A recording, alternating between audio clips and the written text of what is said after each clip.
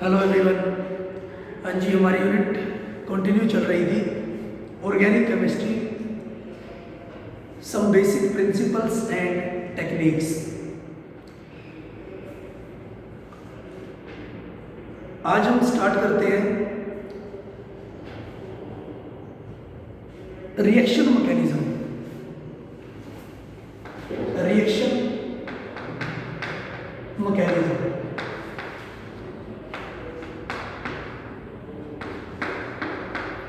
हाँ जी,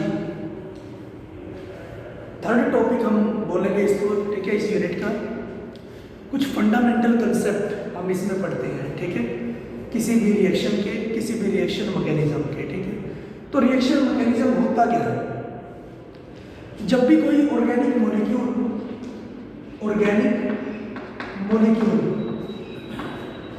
या फिर हम बोल सकते हैं कि कोई सबस्ट्रेट या फिर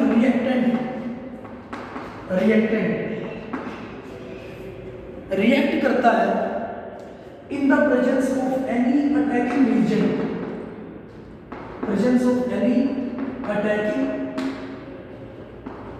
रिएजेंट, किसी भी अटैकिंग रिएजेंट के साथ, तो वो सबसे पहले तो बनाता है इंटरमीडिएट। क्लियर? सबसे पहले तो इंटरमीडिएट बनाता है और उसके बाद जो इंटरमीडिएट है वो कन्वर्ट होता है प्रोडक्ट में या फिर बाय प्रोडक्ट में। क्लियर? हाँ जी, कि जो ऑर्गेनिक मॉलिक्यूल है रिएक्टेंट से डायरेक्ट प्रोडक्ट नहीं बनता, वो कुछ स्टेप्स में बनता है। सबसे पहले तो रिएक्टेंट अटैकिंग जो रिएजेंट है उसके साथ रिएक्ट करता है और इंटरमीडिएट बनाता है, ठीक है। इंटरमीडिएट बनने के बाद उसके बाद वो इंटरमीडिएट प्रोडक्ट में या फिर बाई प्रोडक्ट में चेंज होता है, ठीक है। इस पूरे स्टेप को हम क्या बोलते हैं?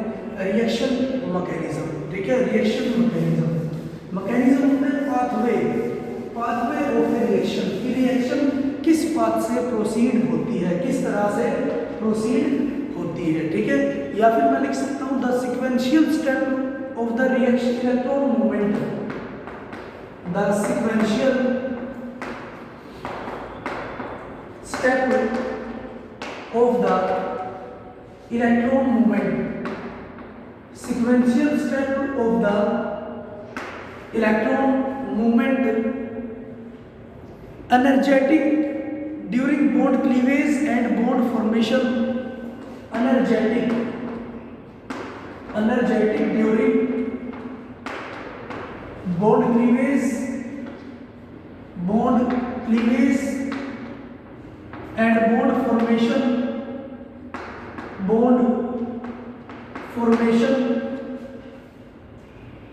and the rate of transformation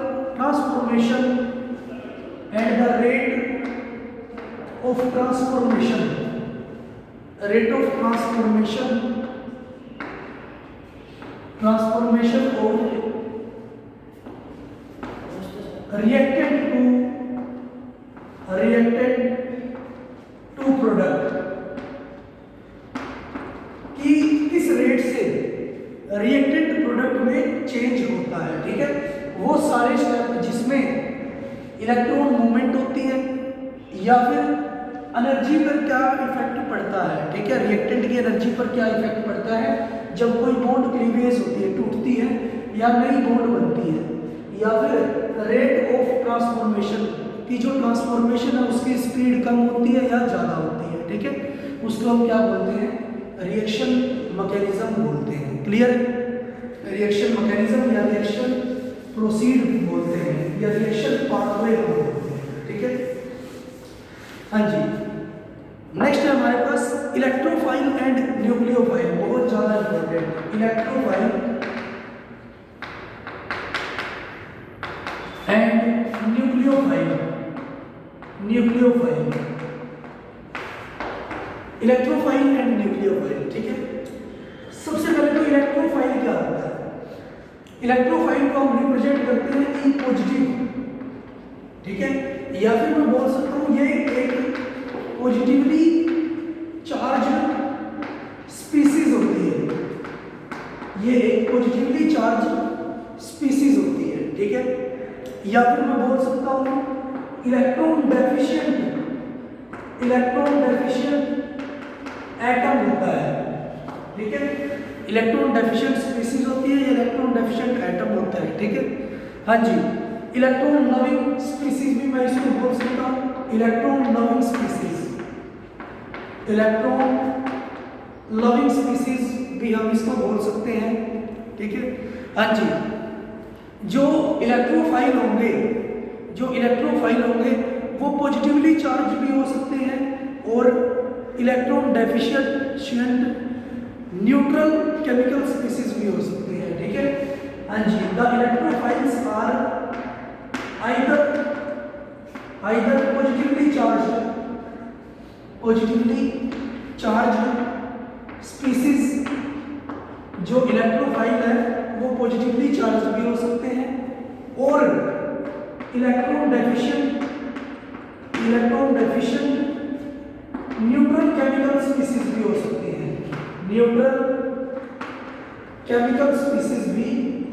हैं, क्लियर। हाँ जी, हम बोल सकते हैं कि जो भी इलेक्ट्रॉन डेफिशिएंट या पॉजिटिवली चार्ज्ड एटम होता है, स्पीसीज होती है, उसको हम क्या बोल सकते हैं, इलेक्ट्रोफाइल बोल सकते हैं, ठीक है। और जो इलेक्ट्रोफाइल होता है वो अटैक करता है, अटैक्स, अगर किसी भी केमिकल रिएक्शन में हम इसको यूज करते हैं तो electrophile attacks where electron density is high, जहां पर इलेक्ट्रॉन डेंसिटी हाई होती है वहां पर इलेक्ट्रोफाइल अटैक करता है, ठीक है। इलेक्ट्रोफाइल अटैक करता है, ठीक है। जैसे मैंने ऊपर बोला है कि ये पॉजिटिवली चार्ज स्पीसीज भी हो सकती है, तो मैं बोलूँगा पॉजिटिवली चार्ज इलेक्ट्रोफाइल कौन कौन से हो सकते हैं जिस पर पॉजिटिव चार्ज प्रेजेंट होता है, ठीक है। जैसे H positive, Cl positive, Br positive, ये सारे के सारे पॉजिटिवली चार्ज इलेक्ट्रोफाइल होते हैं। NO पॉजिटिव, R पॉजिटिव, ठीक है, जिसको हम कार्बोकैटायन भी बोलते हैं, मींस कार्बन के ऊपर पॉजिटिव चार्ज, क्लियर है। ये सारे पॉजिटिवली चार्ज इलेक्ट्रोफाइल होंगे, ठीक है। न्यूट्रल इलेक्ट्रोफाइल, जिन पर कोई चार्ज नहीं होता बट वो इलेक्ट्रॉन डेफिशिएंट होते हैं, न्यूट्रल इलेक्ट्रोफाइल, कोई चार्ज नहीं होता बट वो इलेक्ट्रॉन डेफिशिएंट होते हैं। जैसे कार्बन फ्री रेडिकल, ठीक है, फ्री रेडिकल जिसको हम बोलते हैं, हाँ जी, कार्बन फ्री रेडिकल या कार्बीन, Cr2 कार्बीन, ठीक है, ये भी न्यूट्रल इलेक्ट्रोफाइल हमारे पास होता है, ठीक है। हाँ जी, SO3, क्लियर। यहाँ पर सल्फर क्या है, एक इलेक्ट्रोफाइल का काम करता है, ठीक है। BF3, ये भी क्या है, इलेक्ट्रॉन डेफिशिएंट होता है क्योंकि इसके पास 6 इलेक्ट्रॉन प्रेजेंट होते हैं, ऑक्टेट इसकी कंप्लीट नहीं होती, ठीक है। तो ये भी इसमें बोरोन क्या करेगा, इलेक्ट्रोफाइल का काम करता है, ठीक है। हाँ जी, क्योंकि ऑक्सीजन ज़्यादा इलेक्ट्रोनेगेटिव है तो इसकी इलेक्ट्रॉन डेंसिटी, कार्बन की जो इलेक्ट्रॉन डेंसिटी, ऑक्सीजन ज़्यादा इलेक्ट्रोनेगेटिव है तो सल्फर की इलेक्ट्रॉन डेंसिटी ऑक्सीजन ने खींच ली है, तो सल्फर क्या बना, इलेक्ट्रोफाइल बन चुका है, ठीक है। सल्फर इलेक्ट्रोफाइल बन गया है, ठीक है। हाँ जी, तो हम बोल सकते हैं कि जो इलेक्ट्रोफाइल होते हैं वो लिविस एसिड भी होते हैं, ठीक है। जो इलेक्ट्रोफाइल होते हैं वो लिविस एसिड भी होते हैं, या फिर मैं बोल सकता हूँ जो लिविस एसिड होते हैं वो भी इलेक्ट्रोफाइल का काम कर सकते हैं, ठीक है। लिविस एसिड क्या होते हैं, जो एक्सेप्ट करते हैं इलेक्ट्रॉन को, एक्सेप्ट ऑफ इलेक्ट्रॉन, जो एक्सेप्ट कर सकते हैं इलेक्ट्रॉन्स को, ठीक है। आप याद कैसे करोगे, A for acid, A for accept, ठीक है, जो एक्सेप्ट करता है इलेक्ट्रॉन को, क्लियर। वो होंगे इलेक्ट्रोफाइल और वो अटैक करेंगे जहां पर इलेक्ट्रॉन डेंसिटी ज्यादा होती है, ठीक है। हाँ जी, नेक्स्ट हम बात करते हैं न्यूक्लियोफाइल। न्यूक्लियोफाइल उससे अपोजिट होता है, इलेक्ट्रॉन रिच स्पीसीज, ठीक है। इलेक्ट्रॉन रिच स्पीसीज होगा और अटैक करेगा attack where electron density, attack where electron density is less, जहां पर इलेक्ट्रॉन डेंसिटी कम होती है, ठीक है, वहां पर अटैक करेगा न्यूक्लियोफाइल। क्लियर? हाँ जी, नेगेटिवली चार्ज भी हो सकता है और न्यूट्रल भी हो सकता है, ठीक है, नेगेटिवली चार्ज भी हो सकता है, नेगेटिवली चार्ज स्पीसीज भी हो सकता है और न्यूट्रल भी हो सकता है, ठीक है, न्यूट्रल एटम भी हो सकता है, ठीक है। लेकिन जो न्यूट्रल एटम होगा वो क्या होगा, इलेक्ट्रॉन रिच होगा, या फिर मैं बोल सकता हूं उस पर लोन पेयर इलेक्ट्रॉन प्रेजेंट होंगे, ठीक है, उस पर क्या होगा, लोन पेयर प्रेजेंट होंगे, ठीक है, या फिर नॉन बॉन्डेड इलेक्ट्रॉन उस पर प्रेजेंट होते हैं, ठीक है। जैसे नेगेटिवली चार्ज न्यूक्लियोफाइल की अगर हम बात करते हैं, ठीक है, हाँ जी, H negative hydride ion, OH negative hydroxide ion, NH2 negative, ये सारे के सारे क्या है, न्यूक्लियोफाइल, ठीक है, नेगेटिवली चार्ज न्यूक्लियोफाइल, या फिर इनको मैं क्या बोल सकता हूँ, नेक्ड न्यूक्लियोफाइल, नेक्ड, जो बहुत ज़्यादा एनर्जेटिक होते हैं, इनकी एनर्जी बहुत ज़्यादा होती है। Clear? OR negative alkoxide ion, SR negative, ये सारे के सारे नेक्ड न्यूक्लियोफाइल है या फिर नेगेटिवली चार्ज न्यूक्लियोफाइल होते हैं, ठीक है। नेक्स्ट है हमारे पास न्यूट्रल न्यूक्लियोफाइल, या फिर मैं बोल सकता हूँ कवर्ड न्यूक्लियोफाइल, ठीक है। कवर्ड न्यूक्लियोफाइल क्या होंगे, जिनके पास लोन पेयर प्रेजेंट होते हैं, ठीक है, हाँ जी, like H2O, 2 lone pair present है, अमोनिया, ठीक है, नाइट्रोजन पर लोन पेयर प्रेजेंट होते हैं, ठीक है, अमाइन ग्रुप या प्राइमरी अमाइन हम बोल सकते हैं, सेकेंडरी अमाइन न्यूक्लियोफाइल का काम करता है, ठीक है, हाँ जी, अल्कोहल ROH न्यूक्लियोफाइल का काम करेगा। क्लियर है? जिस पर, और इसको हम क्या बोलेंगे, कवर्ड न्यूक्लियोफाइल, ये लेस एनर्जेटिक होते हैं, ठीक है, लेस एनर्जेटिक होंगे। क्लियर? तो ये था हमारे पास इलेक्ट्रोफाइल क्या होंगे और न्यूक्लियोफाइल क्या होंगे, ठीक है। हाँ जी, नेक्स्ट हम करते हैं फिजन। फिजन क्या होता है? फिजन होता है क्लीवेज, टूटना, किसी बॉन्ड का टूटना, या क्लीवेज ऑफ बॉन्ड को हम क्या बोलते हैं, फिजन बोलते हैं, ठीक है। फिजन दो तरह से हो सकती है किसी भी केमिकल रिएक्शन में, एक तो होमोलाइटिक फिजन, सेकंड हेटेरोलाइटिक फिजन,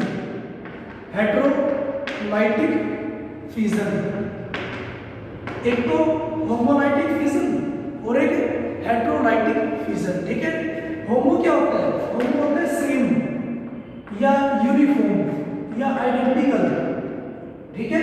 अगर आइडेंटिकल फिजन होती है, ठीक है, तो उसको हम क्या बोलते हैं, होमोलाइटिक फिजन।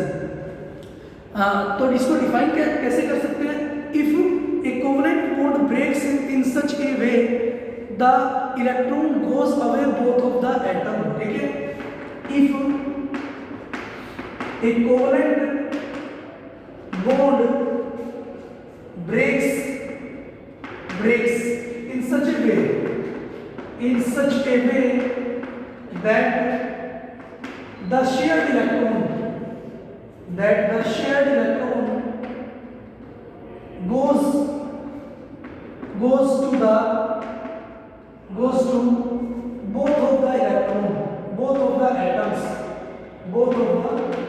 atoms, ठीक है, कि जो शेयर्ड इलेक्ट्रॉन है दोनों एटम ले जाए उसको, ठीक है, एक एटम ले जाए और एक दूसरा एटम ले जाए, ठीक है, उसको हम यूनिफॉर्म क्लीवेज बोलते हैं, ठीक है। जैसे हमारे पास है ए और बी, दो एटम है, हाँ जी, ये इसके शेयर्ड इलेक्ट्रॉन्स है, ठीक है, हाँ जी, ए की और बी की तो इसमें क्लीवेज किस तरह से होगी, इसमें क्लीवेज होगी होमोलाइटिक, क्योंकि इलेक्ट्रोनेगेटिविटी सेम है, ना तो ये ले जा सकता ना ही वो ले जा सकता, तो इनकी क्लीवेज क्या होगी, एक ए लेके चला जाएगा और एक इलेक्ट्रॉन बी लेके चला जाएगा, ठीक है। तो इसको हम क्या बोलेंगे, होमोलाइटिक क्लीवेज, ठीक है, uniform cleavage, clear.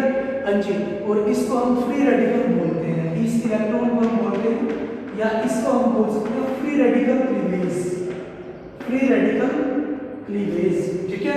Free radical cleavage कब होगी, नॉन पोलर जब आपके पास मॉलिक्यूल प्रेजेंट होता है तब ये फेवर करती है, नॉन पोलर मॉलिक्यूल जैसे Cl2, क्लियर, हाँ जी, H2, ठीक है, नॉन पोलर मॉलिक्यूल्स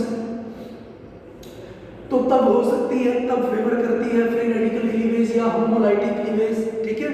या फिर अगर आपको फोटोकेमिकल रिएक्शन दे रखी है, HU की प्रेजेंस में रिएक्शन दे रखी है, ठीक है, या फिर फ्री रेडिकल इनिशिएटर दे रखा है, मींस अगर आपको रिएजेंट के तौर पर ऑक्साइड दे रखा है तो आप फ्री रेडिकल क्लीवेज कराओगे या फिर होमोलाइटिक क्लीवेज कराओगे, क्लियर। हाँ जी, नेक्स्ट है हेट्रोलाइटिक क्लीवेज। हेट्रोलाइटिक, हेट्रो होता है डिफरेंट, हेट्रो होता है डिफरेंट, ठीक है, डिफरेंट, डिफरेंट मोड, क्लीवेज का डिफरेंट मोड, डिफरेंट मींस एक कोवलेंट बॉन्ड टूटेगी लेकिन जो इलेक्ट्रॉन है, दोनों इलेक्ट्रॉन है, दोनों शेयर्ड इलेक्ट्रॉन है, वो लेके चला जाएगा कौन, जो ज्यादा इलेक्ट्रोनेगेटिव एटम होता है, ठीक है। हाँ जी, तो हम बोल सकते हैं when a covalent bond breaks between the two atoms, when a covalent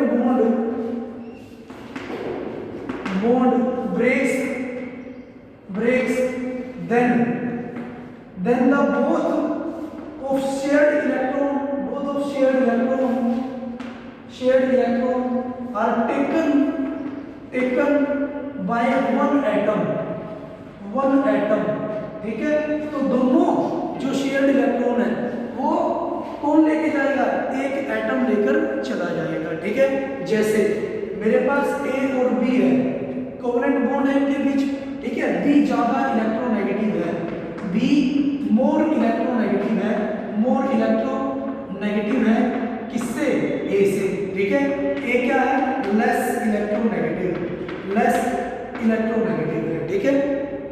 तो क्लीवेज किस तरह होगी, जब क्लीवेज होगी तो दोनों इलेक्ट्रॉन कौन लेके चला जाएगा, बी लेके जाएगा, ठीक है। तो इसको लिख सकता हूं मैं बी नेगेटिव, और इसको क्या कर जाएगा, इलेक्ट्रॉन डेफिशिएंट छोड़ जाएगा, भूखा छोड़ जाएगा, तो ये बनता है ए पॉजिटिव, ठीक है।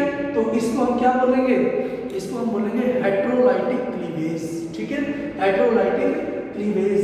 ये क्लीवेज कब हो सकती है, कब फेवर करती है, ठीक है, जब आपके पास पोलर मॉलिक्यूल दे रखा है, जब आपके पास पोलर मॉलिक्यूल दे रखा होता है। पोलर मॉलिक्यूल मींस एक तो ज्यादा इलेक्ट्रोनेगेटिव एटम प्रेजेंट होता है जब, और एक कम इलेक्ट्रोनेगेटिव एटम प्रेजेंट होता है, ठीक है। या फिर आपके पास पोलर प्रोटिक सॉल्वेंट दे रखा होता है, पोलर प्रोटिक सॉल्वेंट की प्रेजेंस में रिएक्शन प्रोसीड करती है, तब भी क्या होगी, हेट्रोलाइटिक क्लीवेज होती है, क्लियर हो जाएगा। तो आज के लिए इतना ही हम करेंगे, ठीक है। इसको आपको बड़े अच्छे से प्रैक्टिस करना है। Thank you for cooperation.